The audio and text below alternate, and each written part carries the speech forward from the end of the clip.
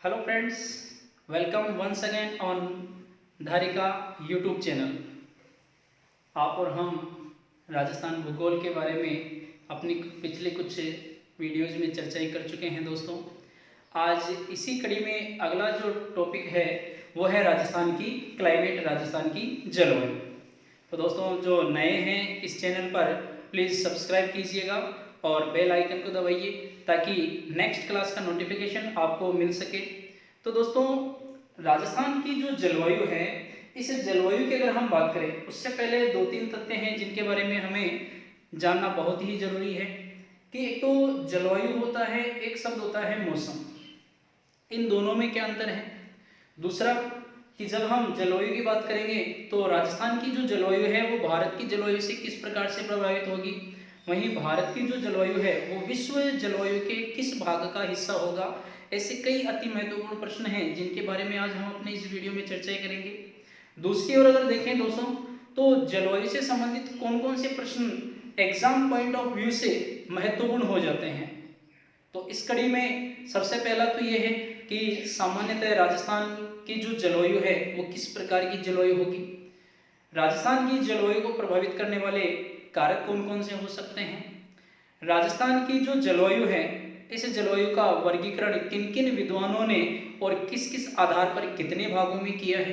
तो इस प्रकार के कई बहुत ही महत्वपूर्ण प्रश्न हैं जिनके बारे में हम चर्चाएं करते हैं। तो दोस्तों, सबसे पहले तो हमें बात करनी है इस शब्द पे कि जलवायु क्या है।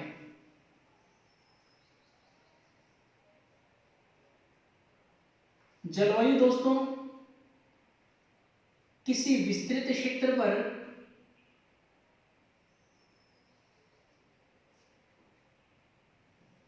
दीर्घकालीन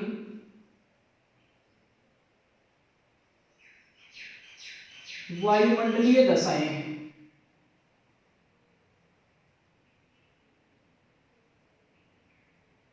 किसी विस्तृत क्षेत्र पर दीर्घकालीन वायुमंडलीय जो दशाएं हैं ये ही जलवायु कहलाती है। दूसरी ओर अगर हम बात करते हैं मौसम की, तो मौसम की बात करें दोस्तों, किसी छोटे क्षेत्र पर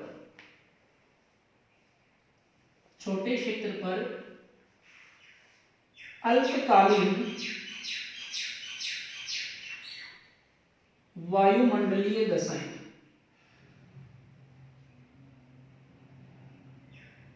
इन्हें हम कहते हैं मौसम। अब बात आती है कि जलवायु के बारे में बताने वाले जो विद्वान हैं वो कौन हैं। अगर हम विश्व की जलवायु की बात करते हैं तो विश्व की जलवायु को सर्वप्रथम जो बताने वाले विद्वान थे ये हो जाते हैं हिप्पोटस। हिप्पोटस महोदय ने विश्व की जलवायु के बारे में सर्वप्रथम बता दिया। वहीं अगर हम भारत की जलवायु की बात करते हैं, भारत की जलवायु, तो भारत की जलवायु को सर्वप्रथम बताने वाले विद्वान थे अल मसूदी, एक अरबी भूगोलवेता जिसने यहाँ पर भारत की जलवायु के संदर्भ में सर्वप्रथम जो है आंकड़ों का संकलन किया और भारत की जलवायु के बारे में बता दिया। तो दोस्तों, यहाँ पर दो शब्द, एक तो जलवायु और एक मौसम जो है, इन दोनों का हम अर्थ देख चुके हैं। अब देखिएगा, मौसम शब्द की उत्पत्ति की अगर हम बात करते हैं कि मौसम शब्द जो है वो किस भाषा का है, तो अरबी भाषा का शब्द है और अरबी भाषा के मौसिम से बना है। और इसी से एक और शब्द निकल के आता है दोस्तों जिसे हम कहते हैं मानसून। पवनों की दिशा में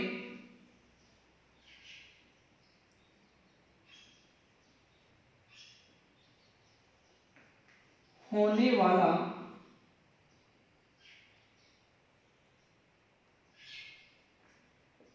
ऋतुवत परिवर्तन। कि पवनों की दिशा में होने वाला जो ऋतुवत परिवर्तन है, इस परिवर्तन को ही हम मानसून कहते हैं। या फिर अन्य अर्थ में देखें तो मानसून एक सामयिक पवन है। समय के अनुसार जो उत्पन्न होती है, प्रवाहित होती है, एक सामयिक पवन का उदाहरण हो जाता है मानसून। इन सब के बाद में दोस्तों हम बात कर रहे थे राजस्थान की जलवायु की, तो यहाँ पर एक बिंदु आ जाता है कि राजस्थान की जलवायु को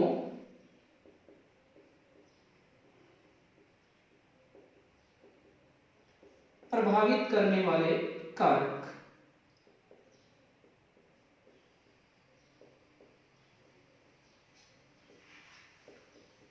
ऐसे कौन कौन से कारक हैं दोस्तों जो हमारे राजस्थान की जलवायु को प्रभावित करते हैं। तो राजस्थान हो, भारत हो या कोई भी अन्य क्षेत्र हो, अगर हम किसी भी क्षेत्र की जलवायु को प्रभावित करने वाले कारकों की बात करते हैं तो इन कारकों में सबसे महत्वपूर्ण जो कारक है वो है वहां की अक्षांशीय स्थिति। ये एक अति महत्वपूर्ण कारक है जो किसी भी क्षेत्र की जलवायु को प्रभावित कर देता है, क्योंकि विषुवत रेखा से जैसे जैसे हम ध्रुवों की ओर जाते हैं दोस्तों जलवायु कटिबंधों में परिवर्तन होता जाता है। जैसे मान लीजिएगा अगर हम बात करते हैं यहां से ग्लोब पर, ये 0 डिग्री लैटिट्यूड लाइन है,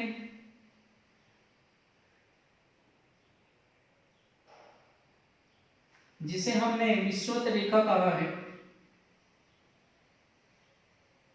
विषुवत रेखा 0 डिग्री लैटिट्यूड लाइन। अगर हम इसके उत्तर की ओर चलते हैं और सामान्यतः बात करते हैं कर्क रेखा की, और दक्षिणी भाग में अगर हम बात करते हैं मकर रेखा की, तो इन दोनों रेखाओं के बीच वाले जो भाग हैं इनके अंतर्गत हम उष्ण कटिबंध को पढ़ते हैं। ये वो भाग हैं जो सूर्य तत्व को लंबवत प्राप्त करते हैं, समकोणीय किरणों को प्राप्त करते हैं, तो ये उष्ण कटिबंध है जहां पर तापमान सर्वाधिक देखने को मिलता है।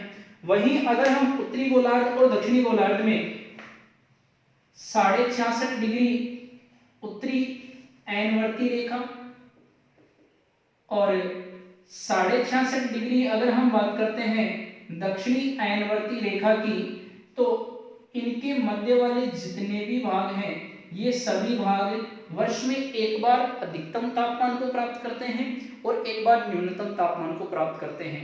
अधिकतम और न्यूनतम तापमान की जो प्राप्ति है ये सूर्य के उत्तरायण और सूर्य के दक्षिणायन के द्वारा प्रभावित हो जाती है।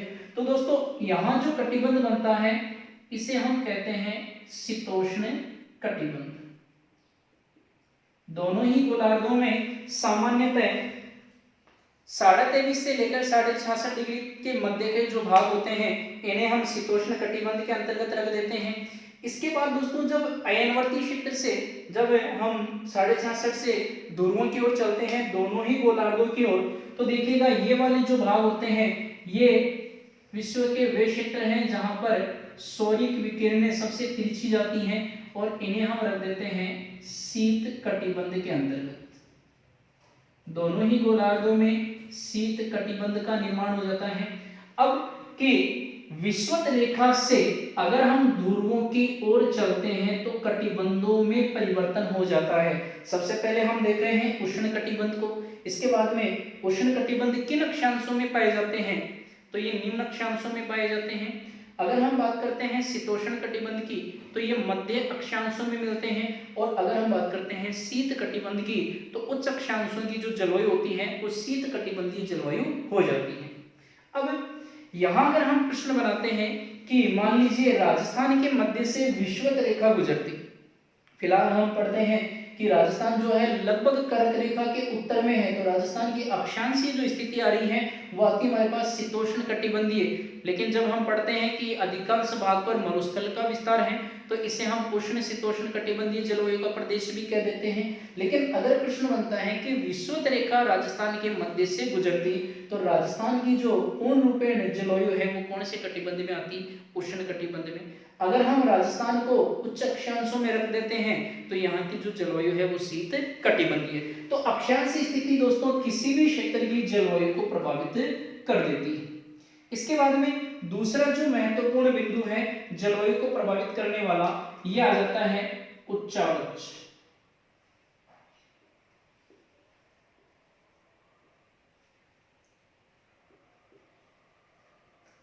समुद्र तल से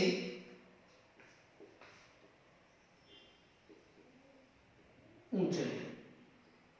सागर तल सी लेवल जिसको अपन कहते हैं, समुद्र तल से जो स्थान जितना ऊंचा होगा वहां तापमान में उतनी ही कमी आती है।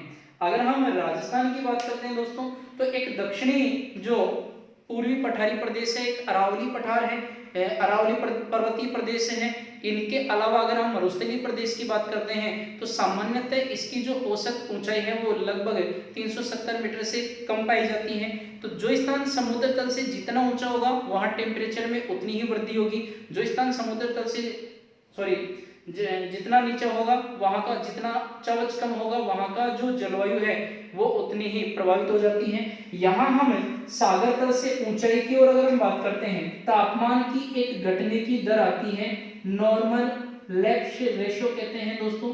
अगर हमें 1065 मीटर की ऊंचाई पर देखते हैं तो यहाँ पर दोस्तों 1 डिग्री सेंटीग्रेड जो तापमान है ये तापमान कम हो जाता है। ये तापमान की सामान्य ह्रास दर है, नॉर्मल लैप्स रेशियो है ये टेम्परेचर की।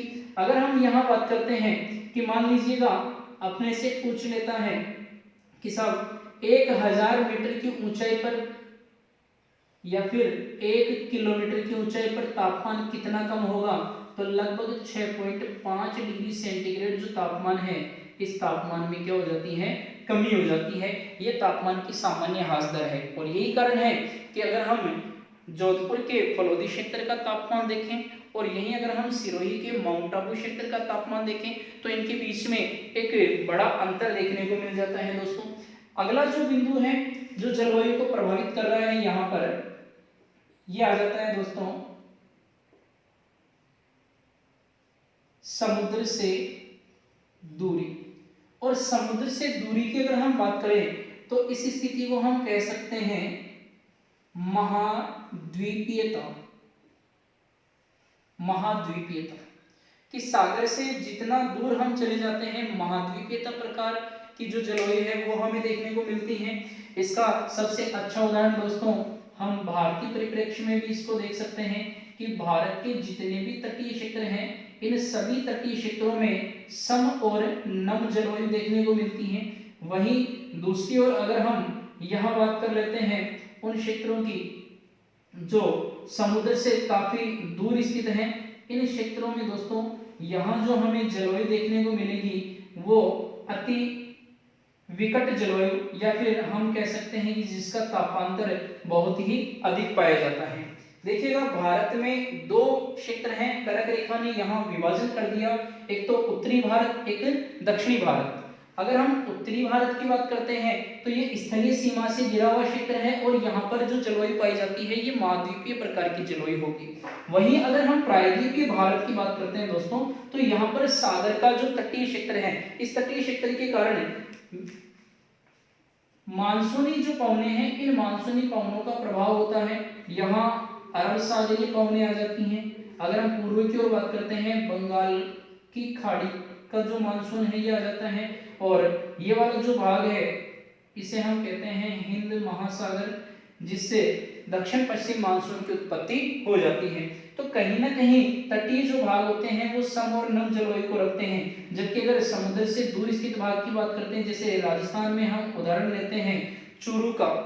अगर हम शीतकाल में निम्नतम तापमान की बात करें, ग्रीष्म काल में अगर हम उच्चतम तापमान की बात करें तो न्यूनतम तापमान और उच्चतम तापमान में एक बड़ा अंतर दोस्तों यहाँ देखने को मिलता है। तो महाद्वीपीयता या फिर समुद्र से जो दूरी है ये भी प्रभावित कर देती है किसी भी क्षेत्र की जलवायु को। अब देखिए यहाँ से अगला जो तथ्य हमारे सामने आ रहा है यह आ जाता है दोस्तों पवनों की दिशा।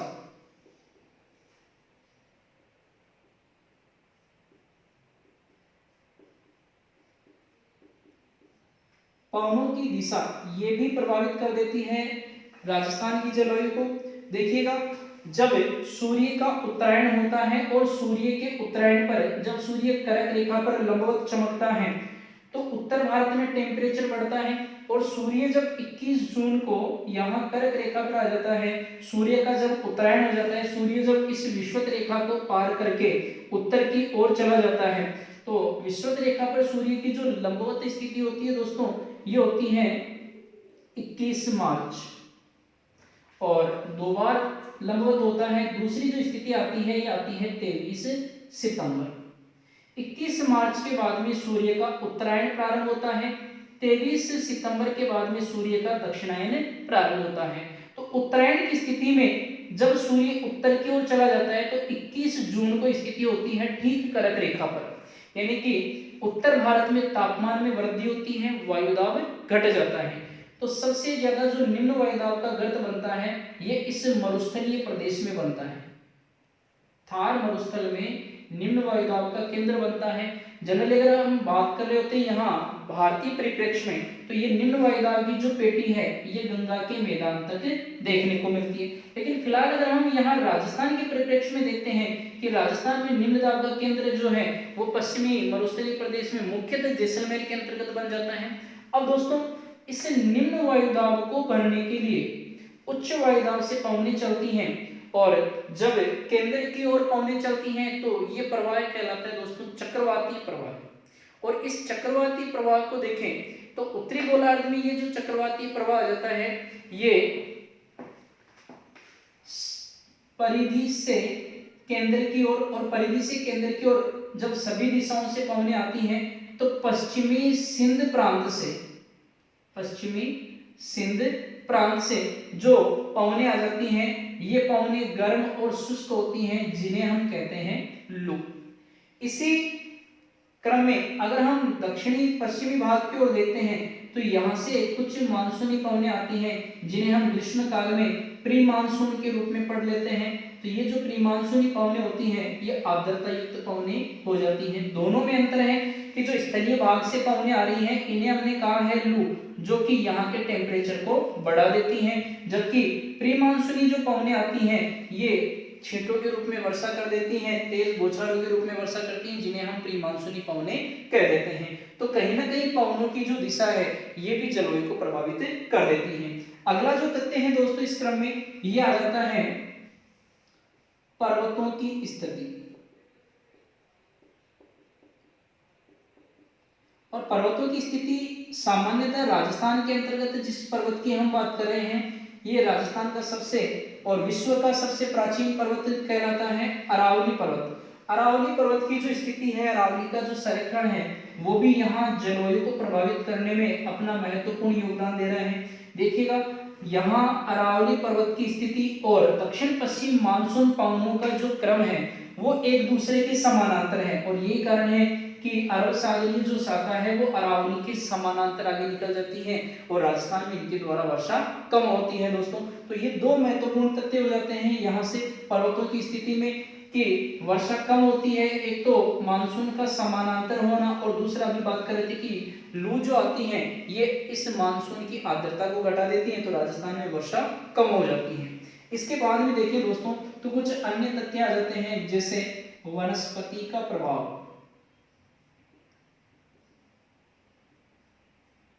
इसके बाद अगर देखें तो मरुस्थलीय क्षेत्र